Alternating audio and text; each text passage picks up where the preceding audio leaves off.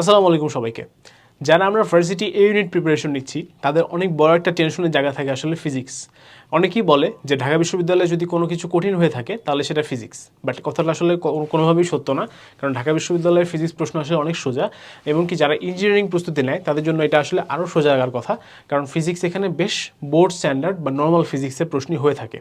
তারপরও ফিজিক্স নিয়ে ওভারঅল একটা গাইডলাইন দেওয়ার জন্য আমি এই ভিডিওটা বানাচ্ছি। আমি আকিব আহমেদ প্রত্যয়, পড়াশোনা করছি ঢাকা বিশ্ববিদ্যালয়ের ট্রিপলি ডিপার্টমেন্টে, এবং আজকে আমরা কথা বলবো কিভাবে আমরা ঢাকা বিশ্ববিদ্যালয় বা ভার্সিটি এ ইউনিট এক্সামগুলোতে ফিজিক্সে ভালো করতে পারবো। তাহলে চলো আমরা শুরু করি। প্রথমে যে জিনিসটার প্রতি নজর দিতে হবে ভাইয়া, সেটা হচ্ছে রিটেন। ফিজিক্সের যে রিটেন পার্টটা আছে সেখানে তুমি যদি ভালো করতে চাও তাহলে ইসাক স্যার এবং শাহজাহান তপন স্যারের বইয়ের অনুশীলনী প্লাস উদাহরণে যত ধরনের ম্যাথ, যত ধরনের থিওরি, যত ধরনের কোয়েশ্চেন আছে সব কিছু তোমাকে পারতে হবে। এটা একদম বেসিক রিকোয়ারমেন্ট। তুমি উদাহরণে ম্যাথ না পারলে আসলে কখনোই তুমি বোর্ডেও ভালো করতে পারতে না এবং এখানেও ভালো করতে পারবে না। সুতরাং উদাহরণের ম্যাথ এবং অনুশীলনের ম্যাথ এবং প্রশ্ন সবগুলো ইম্পর্টেন্ট। অনেক সময় দেখবা যে সেখানে অনেক ছোট ছোট প্রশ্ন থাকে, হ্যাঁ, যেগুলো বেসিক্যালি ক বা খতে আসার জন্য বোর্ডের, সেগুলো আসলে অ্যাডমিশন অনেক সময় চলে আসে রিটেনে।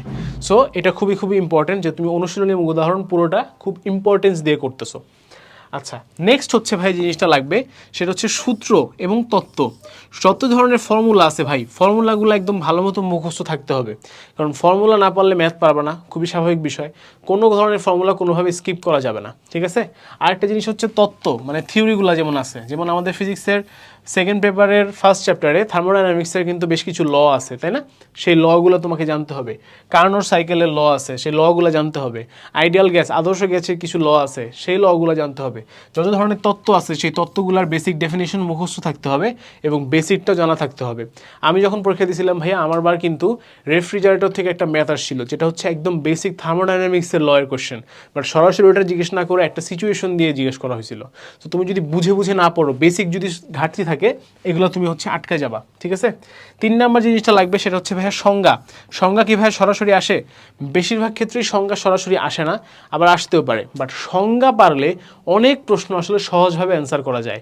সুতরাং বইয়ের যতগুলার টপিক আছে যেগুলোর সংজ্ঞা লেখা আছে, সংজ্ঞাগুলো অবশ্যই তোমরা দাগায়া মুখস্থ করার চেষ্টা করবে এবং বাসায় একবার করে লিখবা, যাতে ভালো করে মনে থাকে, ঠিক আছে। ভেরি ভেরি ইম্পর্টেন্ট যে জিনিসটা, সেটা হচ্ছে ফিজিক্সের সকল গ্রাফ এবং সকল ডায়াগ্রাম পারতে হবে, ঠিক আছে। কারণ ফিজিক্সের গ্রাফগুলো যদি তুমি না পারো, বিভিন্ন ধরনের গ্রাফ আছে আমাদের।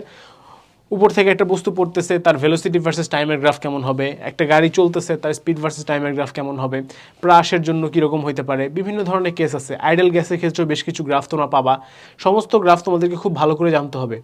রোধের সাথে, তুল্য রোধের সাথে দৈর্ঘ্যের কী ধরনের সম্পর্ক আছে, স্ট্যাটিক ইলেকট্রিসিটি, কারেন্ট ইলেকট্রিসিটিও কিন্তু বেশ কিছু ম্যাথ আছে তোমাদের, সরি গ্রাফ আছে তোমাদের। সেই গ্রাফগুলো কিন্তু খুবই খুবই ইম্পর্টেন্ট। গ্রাফ এবং ডায়াগ্রামসগুলো আমাদেরকে দেখতে হবে কিসের জন্য বলো তো ভাইয়া? রিটার্নের জন্য, ঠিক আছে। আচ্ছা, এবং ঢাকা বিশ্ববিদ্যালয় এবং জাহাঙ্গীরনগর বিশ্ববিদ্যালয়ের কিছু পপুলার ম্যাথ আছে যেগুলো হচ্ছে বারবার রিপিট হয়, সেই ম্যাথগুলো তোমাদেরকে দেখতে হবে। এখন সেই ম্যাথগুলো কোনগুলো সেটা যদি তোমরা না জেনে থাকো, তাহলে হচ্ছে আমাদের এই ভার্সিটি এই ইউনিট অ্যানালাইসিস মেগা বুক ফিজিক্স, এই বইটা তোমরা নিতে পারো। এই বইটায় কিন্তু আমরা একদম part by part, topic wise, কোনগুলো বেশিবার আসছে, কোনগুলো কমবার আসছে, কোনগুলো টপিকে আসে কিন্তু আসে নাই, সমস্ত কিছু একদম সুন্দর করে সাজায় গুছায় লেখা একটা বই। সো এই বইটা তোমাদের হাতে থাকলে তোমাদের প্রিপারেশন অনেক অনেক ইজিয়ার হবে। আচ্ছা, গেল আমাদের রিটার্নের কথা, এবার আমরা একটু এমসিকিউ এর দিকে আসি। এমসিকিউ এর জন্য একটা টনিক হিসেবে কাজ করে, এটা মেডিকেলের জন্য তোমরা অনেকে হয়তো পড়ে থাকবা। সেটা হচ্ছে ইসাক স্যারের চ্যাপ্টার শেষের ইনফোগুলা বা তথ্য কণিকা টাইপের একটা জায়গা থাকে, যেখানে সবগুলা ওয়ান লাইনার টাইপের থাকে, ওয়ান লাইনার টু লাইনার, যেখানে অনেকগুলো তথ্য থাকে এবং পুরা চ্যাপ্টারের সমস্ত ইনফরমেশন ওইখানে উনি সামারি করে রাখেন। সো সেই সামারিগুলো যদি তুমি পড়ো তাহলে অনেক এমসিকিউ দেখবা ভাইয়া হুবহু কমন পড়তেছে, ঠিক আছে। সো এটা একটা ফরজ কাজ, এটা অবশ্যই পড়বা, মাস্ট। 2 নাম্বার হচ্ছে কোয়েশ্চেন ব্যাংকের সমস্ত এমসিকিউ তোমাকে পারতে হবে ভাইয়া, কারণ কোয়েশ্চেন ব্যাংকের সমস্ত টাইপের এমসিকিউ যদি তুমি পারো তাহলে দেখবা তোমার পরীক্ষায় অনেক প্রশ্ন আসলে রিপিট হচ্ছে এবং সেই প্রশ্নগুলো খুব সহজেই তুমি অ্যান্সার দিতে পারবা। ডিরেক্ট ফর্মুলার বেশ কিছু ম্যাথ থাকে, সেই জন্য কী পারতে হবে বলো তো? ফর্মুলা পারতে হবে। এগুলোকে আমরা বলি হচ্ছে ওয়ান লাইনার ম্যাথ, মানে এক লাইনে সরাসরি ফর্মুলা অ্যাপ্লাই করে ম্যাথ করা যায়, এই ধরনের ম্যাথ, ঠিক আছে। ধরো যে তোমার একটা কি বলতো, ইলেকট্রিক তারের হচ্ছে গিয়ে ধরো দৈর্ঘ্য দেয়া আছে, ক্ষেত্রফল দেয়া আছে, তার আপেক্ষিক রোধ দেয়া আছে, তার রোধ বের করতে বললো, তাহলে আর equal to rho into L by A, এই ফর্মুলা দিয়ে এক লাইন অঙ্ক করতে হবে। এই টাইপের অঙ্ক প্রচুর আসে ভাই এমসিকিউতে, হ্যাঁ, ঢাকা ভার্সিটিতেও। তাহলে ডিরেক্ট ফর্মুলা ম্যাথের জন্য কি পড়তে হবে? ফর্মুলাগুলো জানা থাকতে হবে। 4 কনসেপচুয়াল এমসিকিউ আসে কিছু ভাইয়া, যেটা বললাম যে ওই যে রেফ্রিজারেটর একটা ম্যাথ আসছিল আমার যেভাবে আমি যেভাবে পরীক্ষা দিয়েছিলাম সেই টাইপের কনসেপচুয়াল এমসিকিউ কিন্তু চলে আসে। তাহলে ফিজিক্সের কনসেপ্টগুলোকে ঝালাই করে রাখতে হবে। শুধুমাত্র ফর্মুলা পড়ে ম্যাথ পারি গ্রাফ টাফ মুখস্থ করে পরীক্ষা দিয়ে আসলাম এরকমভাবে হবে না। এরকম হলে তুমি পরীক্ষায় হচ্ছে ধরা খাবা।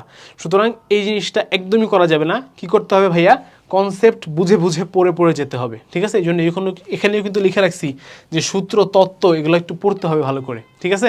এবং এই কনসেপ্টকে আরও ইমপ্রুভ করতে তোমরা কিন্তু আমাদের ভার্সিটি ইউনিট ফিজিক্স যে বইটা আছে অ্যানালাইসিস মেগাবুক, এই বইটাও সাথে রাখতে পারো। এখানে কিন্তু শুধু যে ম্যাথামেটিক্যাল এমসিকিউ দেওয়া হয়েছে তা না, অনেক থিওরিটিক্যাল এমসিকিউ এখানে আছে যেগুলো আসলে পরীক্ষায় হুবহু কমন পড়ার যোগ্য। সুতরাং ওভারঅল ফিজিক্স নিয়ে আমার মনে হয় না আসলে এর বাইরে থেকে কোনোভাবে প্রশ্ন আসা সম্ভব। এই 9টা ক্যাটাগরির মধ্যে দুনিয়ার সমস্ত ফিজিক্স কোশ্চেনকে মানে ভার্সিটি ইউনিটের সমস্ত ফিজিক্স কোশ্চেনকে আসলে ফেলা যাবে। সো আশা করি তোমরা খুব ভালো মতো প্রিপারেশন নিবা। তোমাদের সমস্ত প্রিপারেশনে কিন্তু আমরা তোমাদের সাথে আছি ইনশাআল্লাহ। ভাইয়া তুমি খুব ভালো মতো পরীক্ষা দিতে পারবা, কোনো টেনশনের কিছু নাই।